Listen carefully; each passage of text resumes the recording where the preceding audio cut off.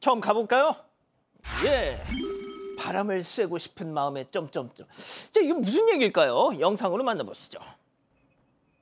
자, 길가에 오토바이 세워두고 상인과 대화나누는 오토바이 차주. 자, 그런데 바로 그때 그 옆을 지나던 남성이 자, 오토바이를 쑥 저렇게 쳐다보더니 이거 내 거다 하면서 슝 타고 갑니다. 세상에, 눈 뜨고 코 베인 차주는 황당해서 이거 뭐야 이거 하고 있죠. 자, 도둑은 역주행하면서 도주를 본격적으로 달려보고 있습니다. 신고받고 출동한 경찰, 오토바이 절도범을 추격하고 있습니다. 자, 신호가 빨간불이어도 그건 난 몰라 하면서 그냥 쭉 달리고 있죠. 차선도 마음대로 바꾸고요. 사고 날 뻔했지만 그렇게 위험한 질주를 하던 끝에 술 찬 차가 앞을 딱 가로막고 결국 보주로를 차단당하고서야 꼼짝없이 검거 완료됐습니다.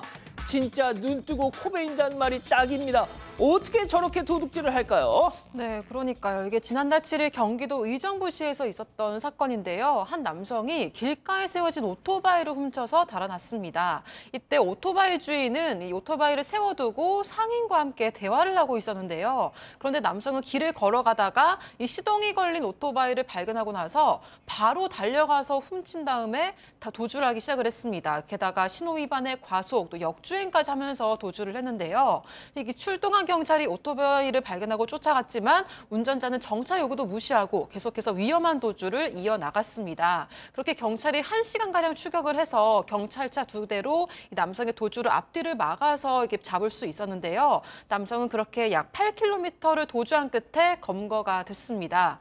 남성은 경찰에게 바람을 쐬고 싶은 마음에 오토바이를 훔쳤다, 이렇게 조금 황당하게 진술을 했습니다. 바람을 쐬고 싶다고요? 아니 그럼 선풍기 바람 쐬면 되잖아. 그렇습니다. 좀 황당한 얘기를 했는데 경찰이 이야기되면은 저 오토바이 절도범이 그 오토바이 속도가 100km 이상을 달렸는데 보다시피 역주행도 했고 또 신호 위반도 했고 과속도 했기 때문에 상당히 위험한 상황이 있었는데 더군다나 그게 번화가지 않습니까? 그래가지고 경찰이 추적을 했지만은 2차 사고가 날까 봐 굉장히 아찔한 상황이기 때문에 다행히 검거를 했습니다. 검거를 해가지고 이제 경찰에서는 그 절도 그리고 무면허 운전 등을 해가지고 검찰에 송치를 했습니다. 그런데 어찌됐든 간에 남의 오토바이를 타고 저렇게 도망가는 거 저거 안 되기 때문에 날씨가 덥다 하더라도 바람을 쐬기 위해서 오토바이 훔치면은 절대로 안 되는 거죠.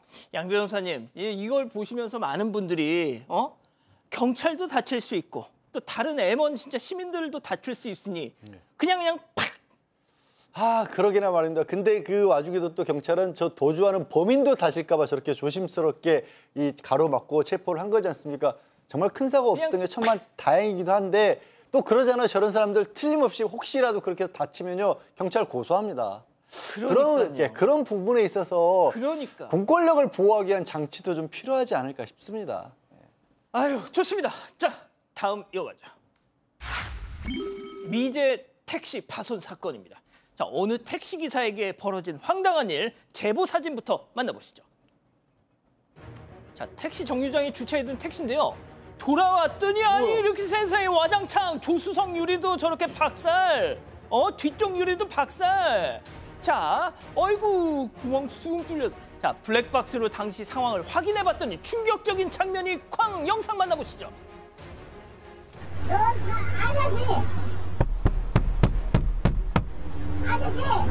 돌릴게요. 아저씨 괜찮아?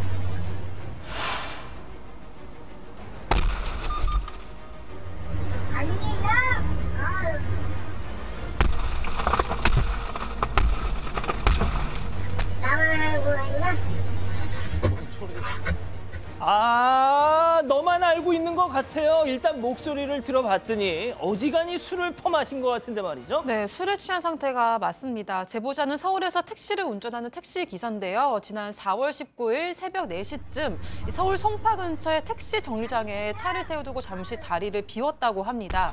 그런데 오전 10시 반쯤에 경찰에서 택시 유리가 깨졌다, 이런 전화를 받은 거예요. 그래서 돌아봤더니 차의 뒷유리부터 옆유리까지 완전히 깨어있는 걸 발견을 했습니다.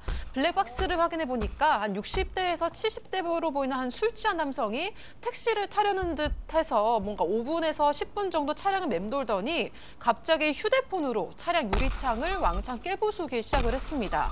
남성은 유리창을 파손하고 나서 손에 피를 흘리면서 택시 옆 길가에 앉아 있었는데요. 그런데 지나가던 사람이 그 모습을 보고 경찰에 신고했고 근데 이 남성 그대로 도망갔다고 합니다.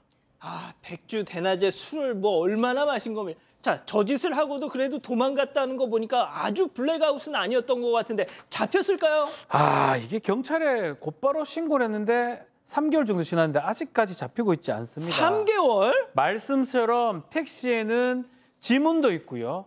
이 사람의 혈흔도 있습니다. 피를 흘렸기 때문에. 국과수에 보냈다고 하는데 지문은 딴 사람은 섞여 있어서 어렵고 혈흔은 DNA 검사를 해보니까 같은 사람을 찾지 못했다고 합니다. 경찰 얘기에 따르면 또 사람이 범죄를 저지르면 동일 어떤 DNA가 나온다면 그때 확인이 가능하다는 거거든요. 이 동선, CCTV 동선도 좀 추적을 했는데 지금 석 달 동안 찾지 못하고 있어요. 그래서 지금 잡아야 되는데 못 잡는 상황인데 실제로 잡을 수 있는 방법은 사실 간단합니다. 보여요. 지금 제 때리는 모습이 보이잖아요. 너무 잡고 싶으면 사실은 저거 지금 당장 공개하면 내 아는 아저씨인데? 라고 얘기를 할 수도 있거든요. 그런 측면이 좀 아쉽습니다. 결국은 저는 두상만 봐도. 저것만 봐도, 옷만 봐도 아유, 이제 보이잖아요. 나오네. 누군지. 순간 지났지만 그 아쉬움이 사실 있어요. 박 변호사님, 예. 진짜 보세요.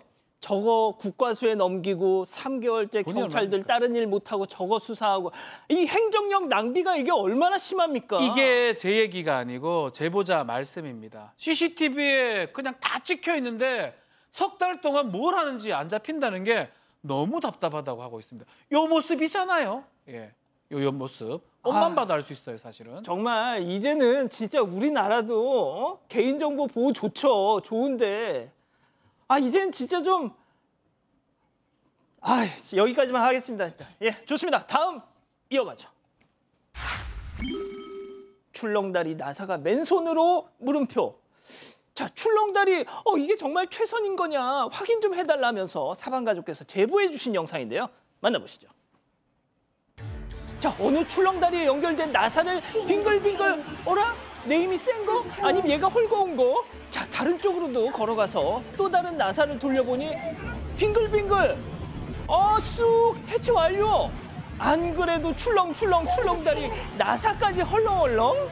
박 변호사님, 저게 원래 빠져있던 게 아니고요. 제보자가 혹시 빠지나 하고 호기심에 딱 돌려봤더니 저렇게 술술술술술. 그렇게 되면 안 됩니다. 경기도의 어느 다리인데요. 출렁출렁 다리입니다. 저게 뭐 레고 같은 게 아니에요. 뭐 뺐다 붙였다가 띄었다가 뭐 재미로 붙였다가 띄었다 할 수 있는 게 아니고요. 저거는 출렁다리고 그 사람의 손이 닿을 수 있는 곳에 볼트 너트들인데 손으로 이렇게 돌려서 뺄 수 있는 상황이에요. 실제로 어떻게 해야 되냐면 접착을 하거나 고정을 해서 못 빼게 해야 되는 거예요. 아니면 사람의 손이 안 닿는 곳에 이러면 저게 가능한데 손 닿는 곳에 저렇게 된다면 다른 것도 재미삼아 다 뜯어가지고 그냥 분리될 가능성도 있는 거거든요. 너무나 불안해서 사실은 이 내용을 국민권익위에 신고를 했는데 아직까지 결과는 안 나오고 있다고 합니다. 자, 이제 잘 보시면 출렁다리 이렇게 접합 부분이잖아요. 그래서 거기에 이제 고정된 이런 저 나사이고 그런데 그래서 저희도 이거 뭐지 싶어가지고 제작진이 시설 관리자 측에 직접 설명을 들어봤습니다. 네, 일단 결론부터 말씀드리자면 박 변호사님의 걱정 안 하셔도 됩니다. 왜요? 왜 그러냐면 이게 가뜩이나 권익위에서 신고가 접수가 돼서 점검을 해봤대요. 근데 볼트의 문제도 아니고요. 관리상의 하자도 아닙니다. 저게 자세히 보시면요. 위에서 이렇게 나사가 밑에 있는 게 보이죠. 그러니까 나사가 직접 저희가 손에 닿으면 다칠 수가 있어서 덮개를 씌워놓은 겁니다. 그러니까 실제로 출렁다리가 이 결합시키는 거는 저 보이시죠? 또 열었을 때 보이는 그 나사 저게 접합시키는 거고 거기에 바로 손에 닿으면 이제 다칠 수 있으니까 뚜껑을 모자를 씌워놓은 거예요. 저게 인위적으로 자연적으로 풀리지도 않고요. 느슨해지는 것도 아니라고 하니까 걱정하지 마시라고 하면서 매년 또 안전진감도 점검도 따로 하고 있다고 합니다. 박 변호사 걱정하지 마세요. 대단한 걱정을 했어요. 이런 걱정. 그래도 이런 안전 걱정은 좋은 거예요. 박 변호사님 문과 이과. 예, 저 문과입니다. 문과 입장에서는 그 볼트 너트 빠지는 게 상당히 불안합니다. 맞습니다. 손으로 뺄 수 문과예요. 있다는 자체가 불안한 거거든요. 미안해요. 네, 잘하고 걱정 있네요. 마세요. 여기 네. 계신 분들 전부 문과입니다. 예, 좋습니다. 자, 마지막 저 좀 잡아주시죠. 마지막 사연으로 이어갑니다. 모태 소식자의 서름입니다. 자, 집단지성의 판단을 받아보고 싶으시다면서 제보해 주신 사연 함께 들어보시죠. 안녕하세요. 결혼 2년차 30대 여성입니다. 저는 어려서부터 입이 짧은 편이라서 식사량이 적다는 얘기를 좀 들었어요. 보통 한 끼에 밥 반 공기 정도 먹고 한 그릇을 다 먹은 건 거의 없습니다. 부모님도 그렇고 집안 분위기 자체가 많이 먹는 편이 아니어서 그동안 크게 문제된다는 생각을 가지진 않았는데요. 그런데 결혼 후 시댁에 가서 밥 먹을 때마다 난감해졌습니다. 결혼 전에는 왜 이렇게 조금 먹냐 물으시면 긴장해서 그렇다고 넘겼는데요. 그런데 결혼하고 나서는 시어머니가 항상 왜 이렇게 깨작깨작 먹냐고 핀잔을 주세요. 시가랑 가까워서 종종 밥을 같이 먹거든요. 처음엔 그냥 웃으면서 넘겼는데 그렇게 먹으면 조금 복이 없어 보인다 이렇게 좀 점점 눈치를 주기 시작을 했습니다. 제가 난감해하니까 남편이 옆에서 원래 입이 짧다 그냥 편하게 먹게 두시라 이렇게 말은 해주는데 그게 더 못마땅하신지 그날따라 난 밥 맛없게 먹는 사람 별로야 이러시면서 정색을 하시더라고요. 결국 식사 자리 분위기가 어색해졌고 원래도 잘 못 먹는 편인데 평소보다도 더 못 먹었습니다. 그리고 식사 후에 제가 설거지를 하겠다고 해도 시어머니가 나더라 먹은 것도 없는데 무슨 설거지냐 이러면서 보내셨어요. 집 오는 내내 남편은 신경 쓰지 말라고 했지만 괜히 눈치도 보이고 시댁 가는 것도 너무 불편해졌습니다. 그렇다고 억지로 먹으면 체할 것 같은데 대체 어떻게 하는 게 좋을까요?